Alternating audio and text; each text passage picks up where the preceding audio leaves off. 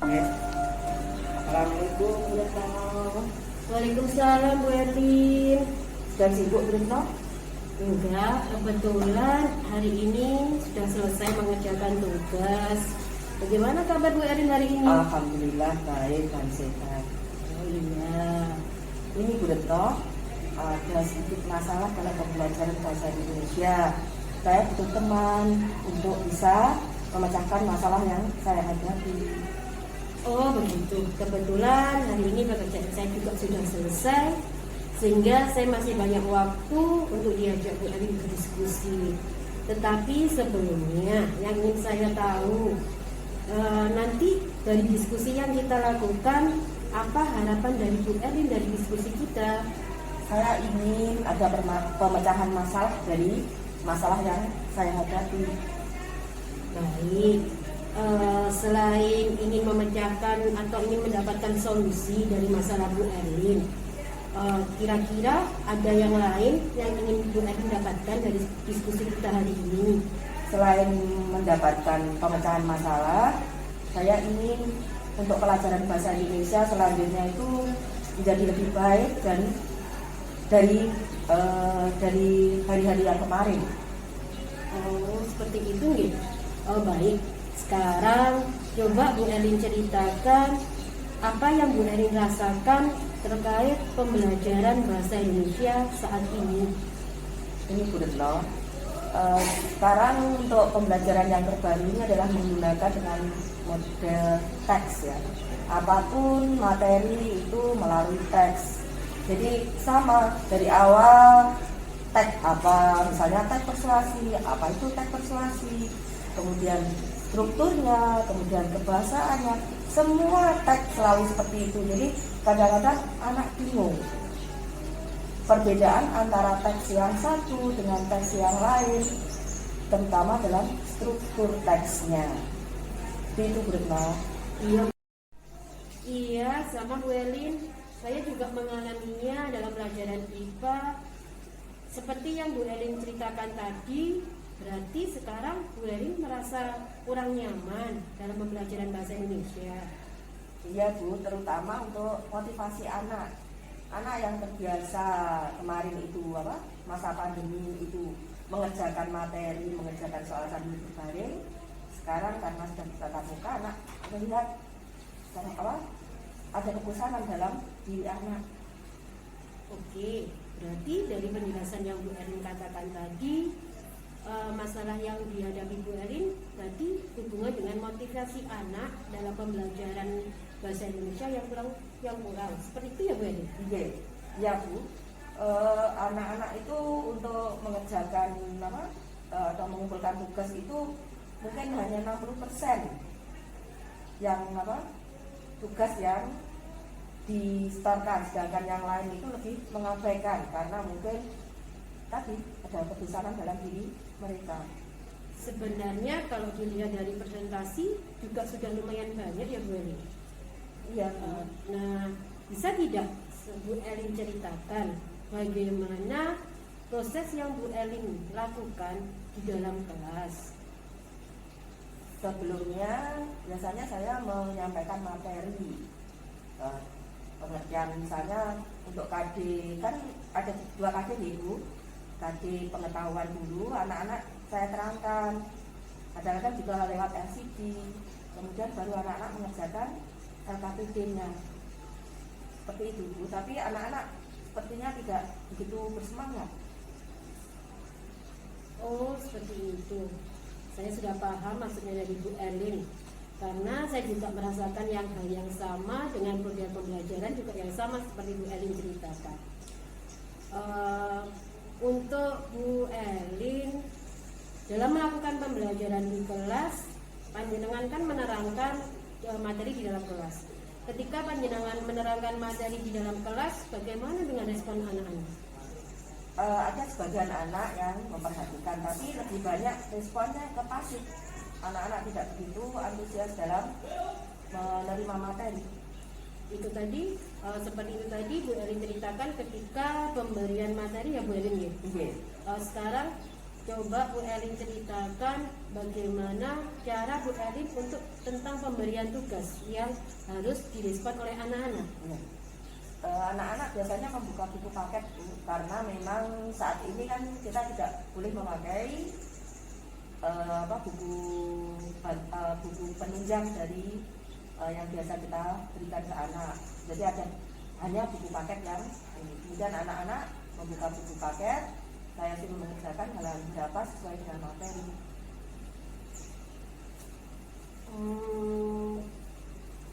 Untuk tugas-tugas yang Bu Elin berikan langsung dari buku paket dan buku penunjang seperti itu? Iya. Nah, sekarang apakah dengan model yang Bu Elin terapkan seperti itu yang membuat respon anak-anak menjadi kurang bersemangat atau kurang merespon ya? Mungkin saja Bu, karena anak-anak sebenarnya kalau melihat dari buku paket itu kan memang tebal, jadi anak-anak dari materi yang ada di buku paket itu hanya berbentuk kalimat, dan kalimat mungkin anak-anak bosan juga, karena selama ini ketika mereka dapat link tugas yang lewat HP itu Bapak Ibu guru biasanya juga memberi gambar-gambar yang membuat anak lebih semangat. Tapi sekarang anak-anak bosan. Nah, sekarang dengan cerita Bu Elin, berarti kan secara tidak langsung Bu Elin sudah mengetahui penyebab motivasi anak yang berkurang. Mungkin cenderung dalam penyampaian materi maupun dalam penyampaian tugas yang cenderung monoton. Seperti itu, Bu Elin? Kelihatannya seperti itu, Bu. Selain itu, apakah ada hambatan-hambatan yang Bu Elin rasakan sehingga pada pelajaran bahasa Indonesia anak-anak menjadi bosan, bahkan tugas sering tidak dihiraukan? Mungkin saja anak-anak itu ini Pak Bu, ya tadi dari penyampaian tugas saya yang mungkin yang tidak disertai dengan gambar-gambar menarik, mungkin juga soal-soal yang saya sampaikan kurang menarik juga bagi mereka, sehingga mereka sulit untuk menerima atau merespon tugas yang saya sampaikan. Oke, dari penjelasan Bu Elin, mungkin bisa saya garis bawahi, mungkin metode yang diberikan Bu Elin itu menurut anak-anak kurang interaktif. Seperti itu nggih? Mungkin bisa jadi Bu. Nah, sekarang Bu Elin sudah ketemu penyebabnya. Sekarang bagaimana solusi yang akan dilakukan oleh Bu Elin untuk mengatasi masalah yang Bu Elin ceritakan tadi, sehingga motivasi anak itu dapat meningkat lagi? Mungkin ini Bu, menggunakan metode yang disesuaikan dengan materi yang saya sampaikan. Tapi ya itu tadi, karena kendalanya sekarang kita mau menggunakan metode yang biasa kita sampaikan itu lebih menakutkannya itu anak-anak nanti terlalu berinteraksi, sedangkan kita masih masa pandemi itu. Jadi untuk memakai metode-metode yang lebih menarik bagi mereka, misalnya berkelompok, kemudian berdiskusi, itu masih agak takut Ibu, karena anak-anak sekarang sulit dikendalikan di kelas. Jadi takutnya nanti malah ini, makanya hanya selama ini masih menggunakan metode yang ceramah. Mungkin itu membuat anak bosan. Nah, untuk mengatasi kebosanan anak dengan metode ceramah, kira-kira Bu Elin mau melakukan langkah-langkah seperti apa? Mungkin ini Bu, bisa tidak kalau misalnya kita menggunakan game yang mungkin dipakai di LCD. Jadi tetap anak posisi di tempat duduk, kemudian kita materi yang disampaikan, KBB yang disampaikan ditayangkan di layar dengan menggunakan game atau teka-teki silang. Itu bisa Bu. Kemungkinan ya, itu juga ide yang bagus Bu Elin. Selain itu, apakah kalau dalam IPA itu kan ada materi yang penerapan langsung ke siswa, contohnya anak seperti praktikum, apakah di bahasa Indonesia adakah metode yang langsung berpihak pada anak seperti itu? Ada Ibu, tapi ini untuk tidak semua teks itu bisa diterapkan dengan cara praktek, kecuali untuk teks puisi mungkin anak bisa di depan dengan menyampaikan apa yang dia tulis. Tetapi kalau untuk teks seperti teks sekarang, teks eksklamasi, kemudian teks persuasi, itu kalau anak-anak ke depan dan membacakan hasilnya itu sekiranya lebih, karena hasilnya lebih panjang itu, bukan seperti teks puisi yang jika didengar temannya itu menyenangkan. Terus kalau kemudian itu sebenarnya solusi yang bagus Bu Erin, sangat keren, sangat saya salut dengan metode yang telah dilaksanakan. Kira-kira jika Bu Erin menggunakan metode seperti itu, berapa persen ya respon dari anak-anak? Ya mungkin nanti bisa 80% atau mungkin bisa lebih Bu. Ya nanti kita lihat saja. Semoga dengan metode yang saya sampaikan tadi bisa membantu saya untuk Betul sekali. Seperti yang tadi Bu Erin jelaskan, bahwa ketika anak itu praktek langsung di lapangan, Bu Erin menerapkan pembelajaran yang berminat, yang sesuai dengan minat anak. Tadi Bu Erin bisa mengatakan bahwa anak itu disuruh membuat puisi, ataupun anak itu disuruh langsung membacakan teks ke depan. Berarti kalau yang saya pelajari bahwa pembelajaran yang Bu Erin lakukan itu seperti pembelajaran yang mengarah pada pembelajaran berdiferensiasi. Bu Erin sudah pernah mendengar kata-kata pembelajaran berdiferensiasi? Pernah sih Bu mendengar, tapi belum begitu mendetil. Sebenarnya diferensiasi itu apa ya Bu? Begini Bu Erin, pembelajaran diferensiasi itu adalah suatu pembelajaran dengan metode di mana kita seorang guru di dalam melakukan pembelajaran itu harus disesuaikan dengan kebutuhan siswa. Kebutuhan siswa itu sendiri bisa dikatakan yang pertama itu bisa dari kesiapan siswa. Kesiapan siswa itu ketika kita akan melakukan suatu pembelajaran, sudah siapkah siswa dengan materi yang akan kita berikan. Itu bisa diambilkan dari materi-materi sebelumnya. Kemudian yang kedua bisa dengan menggunakan minat belajar siswa. Minat belajar siswa itu kan ada macam-macam, ada minat siswa. Kemudian yang ketiga bisa dilihat dari profil belajar siswa. Profil belajar siswa itu biasanya dihubungkan dengan gaya belajar siswa.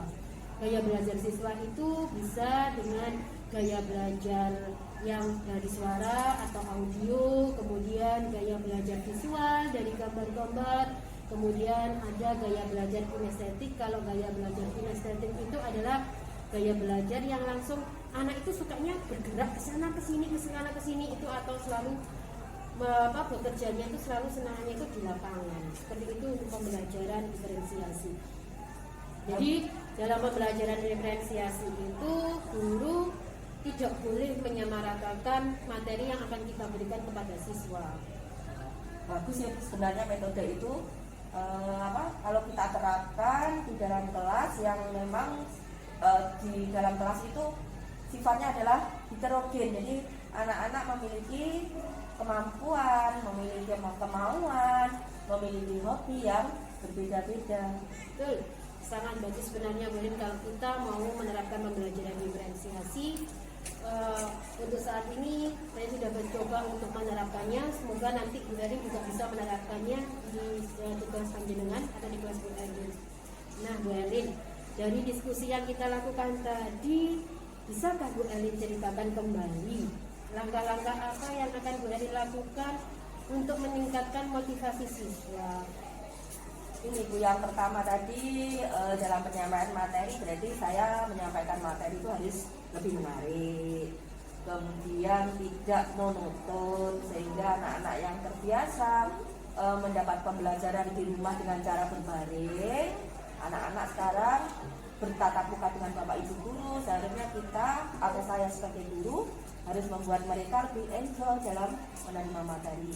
Kemudian yang kedua, untuk LKPD itu, untuk LKPD itu berarti saya harus membuat yang lebih menarik juga bagi mereka, sehingga mereka tidak bosan dalam mengerjakan tugas dan memotivasi mereka untuk lebih bersemangat. Kemudian yang ketiga, saya usahakan sebisa mungkin memberi materi dan memberi LKPD sesuai dengan kemampuan mereka yang tadi yang saya sampaikan, bahwa di kelas itu heterogen, jadi tidak sama. Seperti itu Ibu. Ya, sebenarnya solusi yang Bu Elin berikan atau langkah-langkah yang Bu Elin berikan itu sudah tepat dan saya setuju sekali dengan ide dari Bu Elin. Alhamdulillah sekarang saya agak sedikit lega, bisa berdiskusi, bisa sharing tentang pembelajaran yang bahkan dalam pembelajaran yang saya hadapi. Nah, sekarang Bu Elin kan sudah bercerita langkah-langkah apa saja yang ingin Bu Elin lakukan. Ketika kita ingin melakukan suatu langkah-langkah, kita kan mempunyai suatu komitmen. Terus yang ingin saya tanyakan, dari komitmen apa yang sudah Bu Elin lakukan untuk menjalankan semuanya itu, bagaimana komitmennya Bu? Ini Bu, sejak tadi ya, dari tadi untuk komitmen yang ingin saya miliki adalah saya mengoreksi diri saya sendiri Bu. Mungkin dalam pembelajaran saya kurang menarik, dalam menyampaikan materi saya kurang menarik sehingga anak-anak merasa bosan. Jadi yang pertama saya harus mengkoreksi diri saya sendiri. Kemudian yang kedua, saya berusaha nanti untuk menyampaikan materi, kemudian menyampaikan LKPD yang lebih menarik juga bagi mereka, sehingga mereka tidak lagi melihat saya sebagai guru yang membosankan, karena memang untuk pembelajaran bahasa Indonesia itu pelajaran yang sedikit membosankan bagi anak. Seperti itu Ibu. Luar biasa, komitmen yang sangat luar biasa Bu Elin. Saya salut dengan pemikiran panjenengan tentang refleksi diri. Benar Bu Elin katakan bahwa sebenarnya kita sebagai guru dalam melakukan pembelajaran, kita juga harus merefleksikan diri kita terlebih dahulu. Kita tidak boleh 100% menyalahkan anak dalam pembelajaran ketika pembelajaran yang kita lakukan kurang nyaman atau membosankan bagi mereka. Nah, sekarang Bu Elin tadi sudah membuat komitmen. Kira-kira siapa yang bisa mengingatkan komitmen Bu Elin, atau siapa yang bisa bekerja sama dengan Bu Elin dalam melaksanakan komitmen tersebut? Ini Bu, untuk saya kalau bisa bekerja sama dengan wali kelas yang mungkin bisa mengingatkan ya, kadang-kadang karena anak-anak yang di dalam kelas itu lebih cenderung ada masalah itu lebih cenderung untuk berbagi dengan wali kelas, sehingga saya harus berkomitmen atau harus berbagi tadi yang ingin saya sampaikan ke anak itu dengan wali kelas, sehingga ketika saya nanti ada kesalahan, anak-anak bisa lapor ke wali kelas atau curhat ke wali kelas, dan wali kelas bisa mengingatkan tentang komitmen saya bahwa saya harus mengajar mereka dengan cara yang lebih baik, menarik, sehingga tidak menyusahkan mereka. Menurut saya seperti itu. Bagus, kerjasama yang baik terutama dengan wali kelas, dengan rekan sejawat yang ada di sekolah memang sangat diperlukan untuk Bu Elin, karena dengan kerjasama dengan mereka kita bisa berkolaborasi untuk menyelesaikan masalah yang kita hadapi. Seperti itu nggak Bu Elin? Betul sekali Bu Retno. Luar biasa Bu Elin, ide yang bagus. Semoga masalah bisa terselesaikan ya Bu Elin. Amin, ide Bu Retno. Sehingga Bu Elin juga bisa bekerja dengan nyaman, dengan senang, dan pembelajaran yang Bu Elin lakukan di dalam kelas juga sudah tidak membosankan lagi. Iya, saya sekarang merasa senang Bu Retno, merasa plong karena bisa sharing, bisa berdiskusi. Untuk langkah kedepannya saya ingin menjalankan atau melaksanakan tugas saya sebagai guru bahasa Indonesia itu menyenangkan bagi siswa-siswi di dalam kelas. Oke, luar biasa. Berarti diskusi kita hari ini sangat efektif ya Bu Elin ya? Alhamdulillah. Dengan banyaknya Bu Elin bercerita, dengan solusi yang Bu Elin berikan, juga menambah wawasan saya Bu Elin. Pada dasarnya sama sebenarnya permasalahan yang saya hadapi di sekolah, dengan solusi yang Bu Elin berikan, nanti ke depannya saya juga bisa melaksanakan dari solusi yang Bu Elin berikan. Seperti itu Bu Erlin. Jam pelajarannya sudah dan sekolah sudah dan istirahat juga sudah berbunyi. Ada lagi Bu Erlin? Terima kasih Bu Retno. Baiklah Bu Retno, jam ini saya ucapkan terima kasih untuk semua solusinya, untuk semua diskusinya. Semoga kita sama-sama menjadi guru yang menarik dan tidak membosankan bagi siswa. Terima kasih Bu. Ini saya ada jam. Ya, jadi saya juga ada jam di kelas. Terima kasih lanjutkan Ibu. Iya. Assalamualaikum. Waalaikumsalam.